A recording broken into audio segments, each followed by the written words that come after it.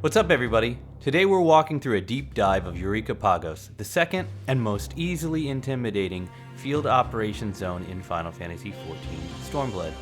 There are timestamps in the description below to reference specific topics, but if it's your first time going through Eureka, I'd recommend watching the full guide.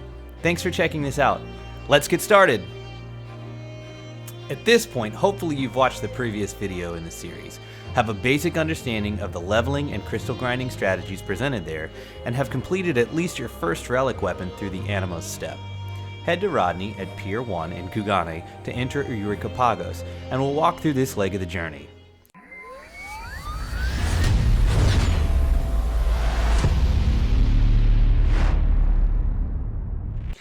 Just like in the Animos guide, the background footage throughout this video shows the path I take and things I kill as I grind levels through the zone.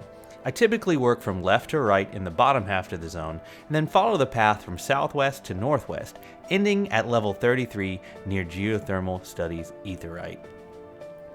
Let me be upfront about this. This zone is by far the most time-consuming segment of the Eureka leveling grind. But the process to progress through the zone isn't any more complicated than you've already experienced in Animos. Just like in Animos, I recommend ignoring the fates until you're nearing the end of your time in Pagos. Grinding level-appropriate trash is significantly more time efficient, and particularly in Pagos, will help you avoid a lot of drama and frustration. Unless you're into that sort of thing. It's sort of like Novice Network, except no one can kick anyone. Anyways, assuming you follow my recommendations on gathering the required items to finish your Pagos weapon at the end of the video, you'll only need to complete approximately 23 fates in Pagos to gather enough light and crystals to complete one weapon, which will grant approximately the same amount of experience required to level from 33 to 35. One new mechanic to note as you're choosing enemies to grind are the adaptation and mutation buffs enemies will randomly give themselves under certain weather and time conditions. There are several places where these conditions have been recorded, and I'll post a link to one in the description. The main difference between the two for you to remember at first is that mobs that do adaptation do not change elements, while mobs that do mutation do change elements. Both adaptations and mutations happen fairly rarely in Pagos, but when they do, they give 2.5 times the normal base experience that an enemy would give. I prefer to farm these types of enemies when possible, with my personal preference specifically for adaptations over mutations when available, due to elemental affinity consistency, because every little boost to experience points grind helps in this journey. Once you've grinded out the first few levels and reached 25, you've unlocked access to several quests to complete from Kryl. The level 21 quest is here, and if you're completing it at level 25, nothing in the vicinity should aggro you. The level 23 quest is here, and grab the first Aetheryte, Blondette's Retreat, if you haven't already crossed its path. When running to the Aetheryte and the level 23 quest, you'll likely run past a fate called Down the Rabbit Hole. This fate gives abysmal experience because its true purpose is to initiate a hot and cold minigame where you wander around the map chasing a happy bunny, looking for treasure coffers filled with gil, materia, and loot. Is it just me, or does saying all that out loud sound like some sort of wild, drug-fueled Alice in Wonderland crossover-style hallucination? It is useful for some specific cheese strategies, but for the purposes of this guide, the recommendation is to ignore these during your initial leveling experience. The level 25 quest is here, and can actually be a little tricky to get to without aggro when completing it at level 25. I would recommend taking the effort to complete it though at this time, as well as the other level 25 quest from Geralt, which will give you access to your Pagos Kettle. The kettle given to you by Geralt is used to collect light as part of your relic progression. You'll get light by killing mutations, higher level enemies, and after you start doing fates at level 33. But obviously, nothing in Eureka is allowed to be completely straightforward, so there's some less obvious information about the process I'll make sure to let you know. First, the kettle caps at 9 bars of light. Any light that exceeds the cap will be wasted, and we all know there's starving Lalafell all around the world that would do anything to have those scraps, so it's just unthinkable to let any go to waste. To avoid that, you'll want to travel to the top of the map once you have 7 or 8 bars of light, to visit the forge to empty your kettle. On your first journey to the forge, it's likely that you have one of your first encounters with an unavoidable sleeping dragon. At low levels, the dragon will likely one-shot you as soon as you approach and awaken it, but you can sneak past sleeping dragons by toggling on walk mode as you're approaching it. Grab the Northwest Aetheryte Geothermal Studies on your way through, then drop down off the ledge here. Before dropping down, make sure you're at full health and do not have any aggro on enemies, otherwise the fall damage can kill you. Head past another sleeping dragon and then interact with the forge to convert all full light bars you're holding onto into frosted protean crystals. You'll need 31 of these per relic you wish to complete, but if you start gathering light early, you'll likely finish this requirement for your first weapon around the time you finish leveling to 35. Anyways, get back to grinding like you're Lonnie from junior high. Let me know in the comments if any of you get that reference. Once you hit 29, there's another available quest from Kryl that will take you to another ledge here. This is a different ledge than the forge, so look closely before you drop down, or you have to run all the way back around. Once that's done, the most efficient thing to do is to keep grinding enemies until level 33. I will acknowledge though that this is the point in which many people quit Eureka entirely.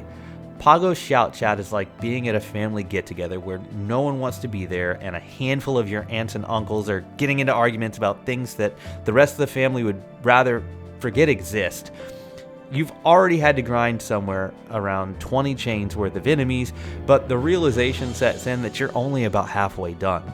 Something stupid has likely killed you in a frustrating and unexpected way.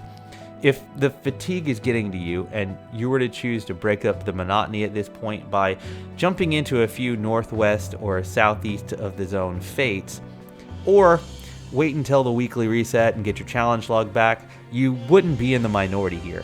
And that's okay too. Choosing to slow down and participate in some fates at this point will give you a head start on gathering crystals for a second relic down the road anyways, so it's not all wasted effort. At some point on the leveling journey, preferably by about level 30, you'll want to acquire the last aetheryte in the northeast corner, Gravitational Studies, to facilitate traveling quickly to that area when necessary. Once you reach 33 though, regardless of the method which you choose to get there, you'll want to focus on grinding out fates to get the materials required to complete your weapon, while getting that last 10 million experience to reach level 35, and put all this behind you. Mathematically, these are the longest 2 levels to grind out in all of Eureka, so if you can do this, the remaining 2 zones will be as easy as this NPC in Ul'dah. I typically try to pop the fates in clusters to minimize the amount of running around I have to do. I start in the southeast corner, then tackle the northwest corner, then finally complete the northeast corner. 2/3 of the fates in the northeast corner are weather or nighttime dependent though, so if a window comes up, it makes more sense to take a break from farming the other corners and pop the specific rare one that's available.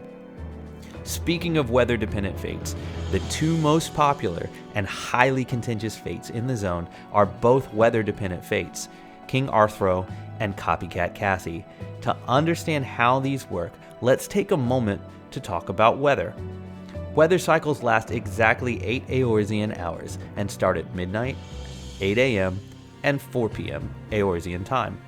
Using the Eureka Tracker website is the easiest way to monitor your upcoming weather windows, so it's wise to ask for a tracker link in Shout Chat in the instance, or create your own if none are available.